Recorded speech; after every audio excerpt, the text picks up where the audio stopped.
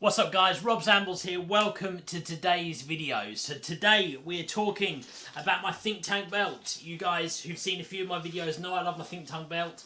I've done a whole review on this belt quite a while ago, if I'm honest with you. But in that review, you might remember that I said I was going to do a video on how I went about doing this. Now this is the spider holster attachment that I customized myself onto my think tank belt so that you can use it with the holster. Let me show you. Yeah, so guys, all I've done is I've attached the holster onto the think tank belt. So now my camera can go into the belt, into the holster, exactly as it would. Those of you guys who use the spider holster, I can now use it alongside my think tank modular belt, and I get the benefits of both systems at the same time. So that's the system, guys, and oh dear, keep forgetting to zoom back in. So I'm going to show you exactly how to do that. You're going to need a few things. I'm going to show you exactly what you need to do it. I'm going to show you how you do it, exactly the way in which I did mine. So if you guys want to at home, you can achieve the same thing for yourself. Before we get into the detail of the video though, if you're new around here, please do think about subscribing. There'll be loads of other videos coming along, a lot like this. Go check out my other videos which are already on my channel. You might find them interesting. If you find this video useful, which I'm sure you will, I think you'll find this good because this is one that you can do for yourselves as well. But if you do find it useful, please do hit that like button, smash it like you mean it. It also lets me know that you guys enjoy these kind of tutorial type videos, which I'm going to try and do a few more of as well. I've got some tutorial stuff coming along real soon. Let's get into it, guys. I'm going to show you how we do it. We're going to do it step by step. It's actually a lot easier than you think. Let's get into the video.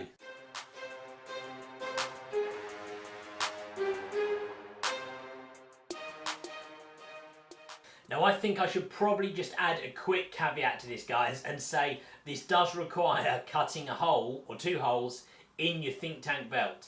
So please do be careful. Don't do it if you're not confident with it, and if for any reason you damage your belt, I'm afraid it's entirely on you. It's not my fault.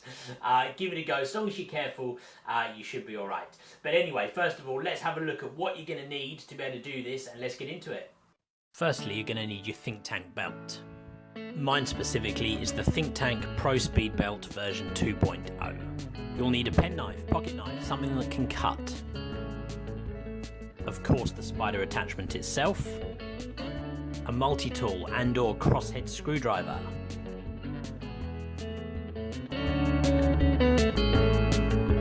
Step 1.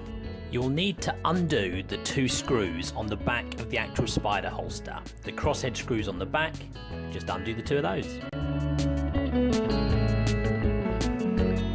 Personally, I use the crosshead screwdriver from my multi-tool.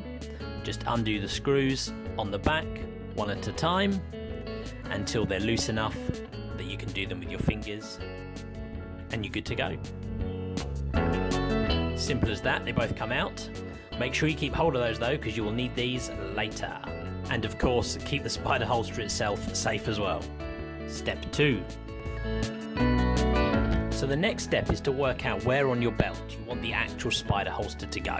I put mine on the right hand side of the belt, which is probably where most of you want it to go if you're right handed. Now you see that there's these kind of loops all around the belt. You will need to cut those, and this is where you're first going to need your knife. Nothing to worry about so long as you're sensible. All you need to do is to use the knife to slice away the loop that you don't want. The loop that you cut out is where your spider holster is going to fit onto the belt later.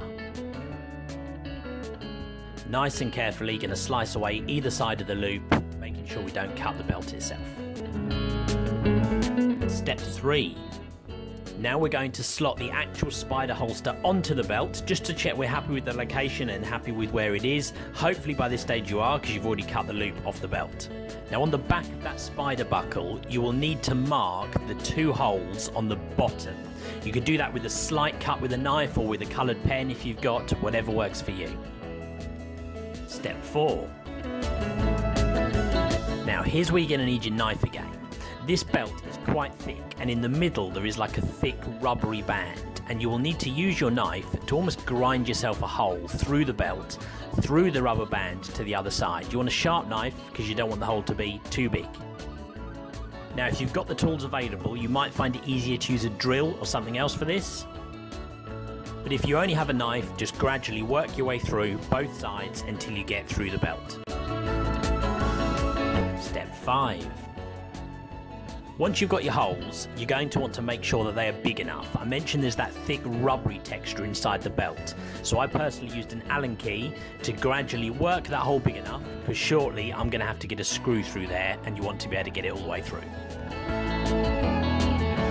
Step 6. Now this step is perhaps the most hard piece. You're going to take your spider buckle, you're going to fit it onto the belt, and you need to make sure that you've got the bottom bits lined up with where you put your 2 holes.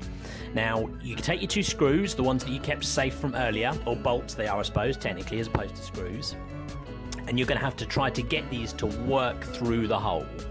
Now I won't lie to you, they don't go through easily because that rubber piece in the middle of the belt that I mentioned really kind of grips hold of them, so they do take a little bit of work in the way through. Plus you can't really see what's going on the other side of the belt because of course it goes straight into the fitting on the spider buckle itself. So gradually take your time, work your way through until it pops out on the other side of the belt, one at a time. It's a bit of work but they will go through, don't worry. Step 7.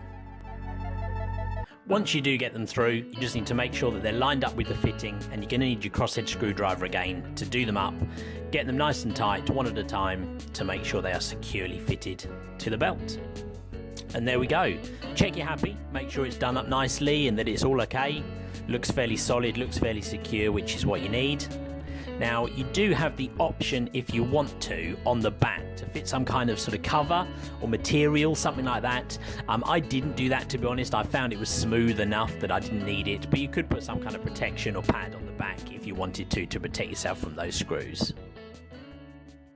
That's it really guys, that's the end product. You're then left with the holster on the belt and you can use that, you know, whenever you want to. I actually tend to use this in like a combo. I'll use one camera in this holster and then another one on a strap over the top, which I then kind of hold behind myself using one of the pouches on the belt. But nonetheless, I find it a really useful accessory and I'm sure you guys will too. Anyway guys, that's about it for today's video really. Before I go, don't forget to go check out my social media channels. You can find me on Twitter, @RobSamblesPhoto. You can find me on Instagram, 3 different places. Those of you guys who are around here all the time, you already know that, but those are here. @RobSamblesPhoto, @RobSamblesSport, and @ScorchersPhotog. Go check it out guys. I'm going to see you guys soon on the next video. There's another one coming in hopefully just a few days and I will see you guys soon.